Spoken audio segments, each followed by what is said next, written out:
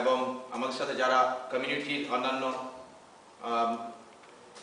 অনুষ্ঠানটা করার পিছনে যেটা উদ্দেশ্য ছিল সেটা হচ্ছে যে আপনারা জানেন গত বছর কোচিং হয়েছিল, সেখানে আমরা আমাদের 57 জন অফিসারকে হারিয়েছি।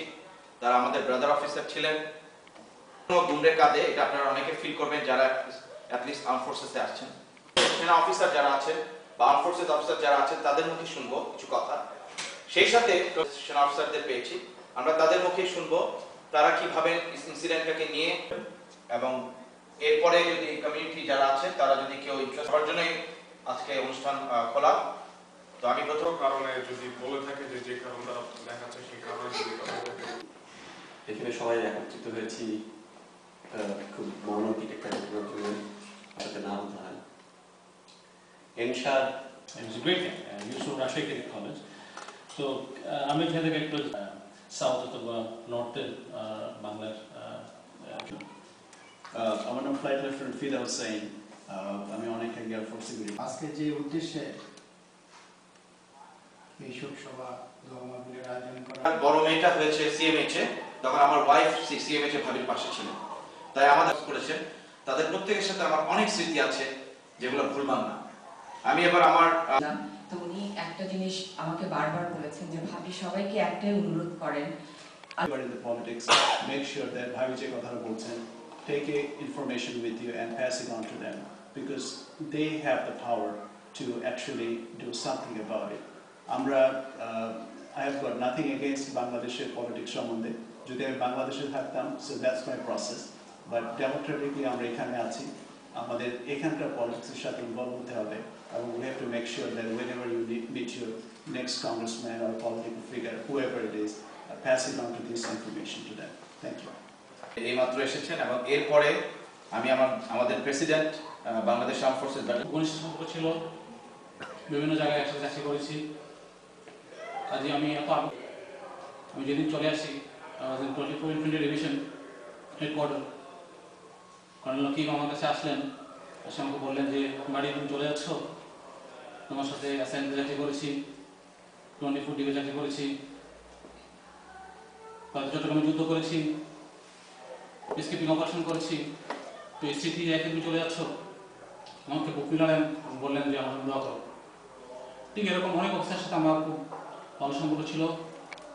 তো একদিন একটা ছোট্ট ছেলে এসে আমাকে বললো যে ভাই, আমি নান্টুর ফ্রেন্ড, আমার নান্টু মানে আমার ছোট ভাই।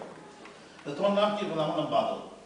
বলে আমরা সব সেই সময় ফার্স্ট বিএমএ লং কোর্সে আমরা পরীক্ষাতে পাশ করে আর্মিতে যাওয়ার চেষ্টা করছি।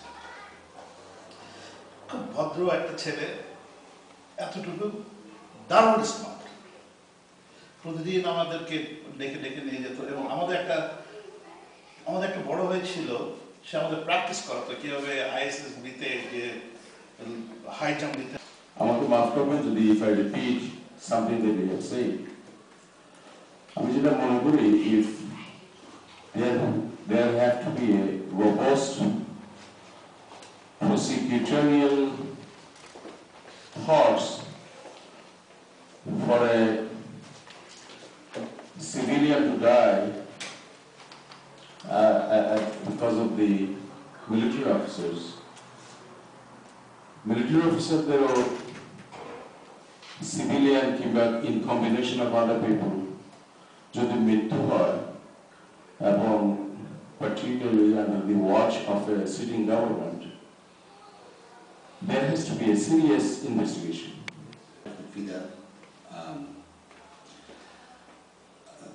একটা প্রশ্ন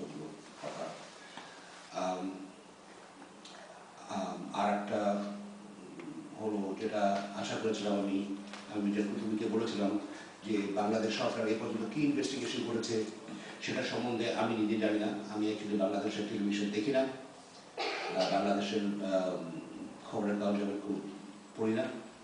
আমি ফিদা যেটা বলুন, আমি এদেশের নাগরিক, এদেশের পলিটিক্সের সঙ্গে আমি খুব জড়িত,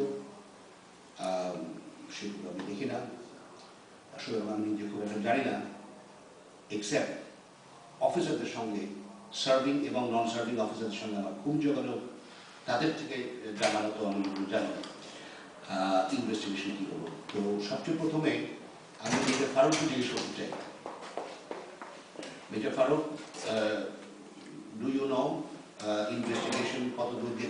গিয়েছে, গভর্নমেন্ট ইনভেস্টিগেশন প্রচার করেছে, কিন্তু ইনভেস্টিগেশন গভর্নমেন্টের সর্বমোট 2টা ইনভেস্টিগেশন কমিটি গঠন করা হয়েছে। একটা হলো বাংলাদেশ আর্মি একটা ইনভেস্টিগেশন করেছে, led by lieutenant general Jahangir. আরেকটা করেছে স্বরাষ্ট্র মন্ত্রণালয়, which was led by director general BDR general Moinul. 2টা ইনভেস্টিগেশন হয়েছে, 2টা ইনভেস্টিগেশনই কমপ্লিট হয়েছে স্যার, বাট কোনোটা ইনভেস্টিগেশনের রিপোর্টই পেপার পত্রিকায় প্রকাশ করা হয়নি। সোলজার্স যাদেরকে রিকুইজ করা হয়েছে ইনিশিয়ালি, তাদের ট্রায়াল চলছে এখন বিডিআর কোর্টে। গভর্নমেন্টের রিপোর্ট পাবলিশ করা হয়নি, এটা জনসম্মুখে আসে নাই, এখনো জানা না যে আসলে কাজে। এর সঙ্গে দ্বিতীয় প্রশ্ন বা মানুষের আকাঙ্ক্ষা জানার জন্য বা গভর্নমেন্টকে চাপ দেওয়ার জন্য এই ব্যাপারে কতটুকু তারা ইন্টারেস্টেড? স্যার গত 25-ই হয়েছে বিভিন্ন জায়গায়, বিভিন্ন দল বিভিন্ন পার্টি আলোচনার আয়োজন করেছে। সেখানে সবারই বক্তব্য একটা ছিল যে আমরা এই ইনভেস্টিগেশন রিপোর্টটা জনসম্মুখে প্রকাশ চাই। দ্বিতীয়ত তাদের বিচার ট্রায়ালটা যাতে করে ওপেন হয়, সবাই যেন জানতে পারে দেশ যে কী বিচার হচ্ছে, তাদের কী পানিশমেন্ট হচ্ছে।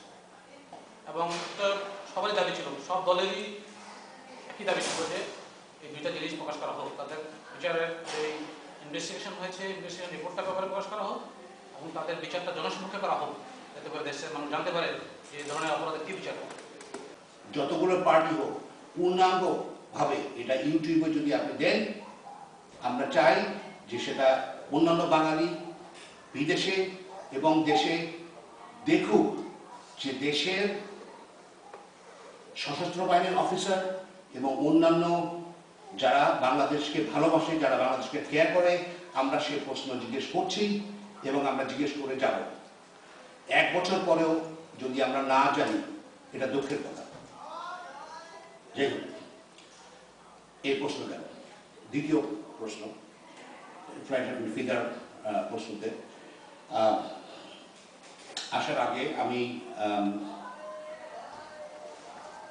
আমার দৃষ্টিভঙ্গির ব্যাপারে একটু বলবো, তারপরে আমি যেটা উনি যে সশস্ত্র বাহিনীর অফিসারেরা বিডিআর ছিল তাদের কাছে যদি অস্ত্রটা থাকতো অফিস আগে যেমন প্রশ্ন ছিল, কিছু হতো কিনা বলতে পারছে না। Why not current government help them out? যে গভর্নমেন্ট আছে আমাদের দেশে, লাইক তারা কেন এটা তাদেরকে হেল্প করতেছে না যে সত্যিটা বাই করার জন্য, মিডিয়াকে জানা, জনগণকে জানা কি ঘটছে, রাইট?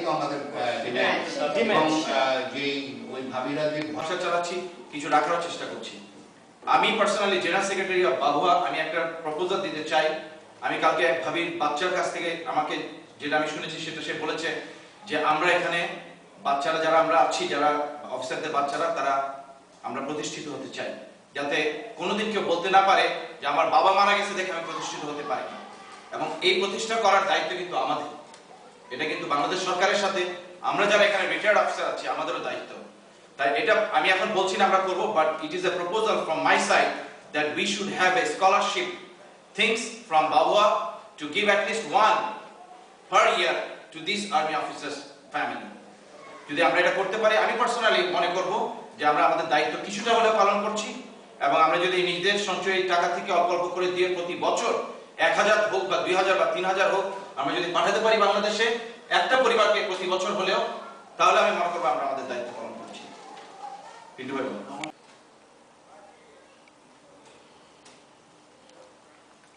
صراط المستقيم صراط الذين أنعمت عليهم غير المغضوب عليهم ولا الناس قل هو الله أحد الله الصمد لم يلد ولم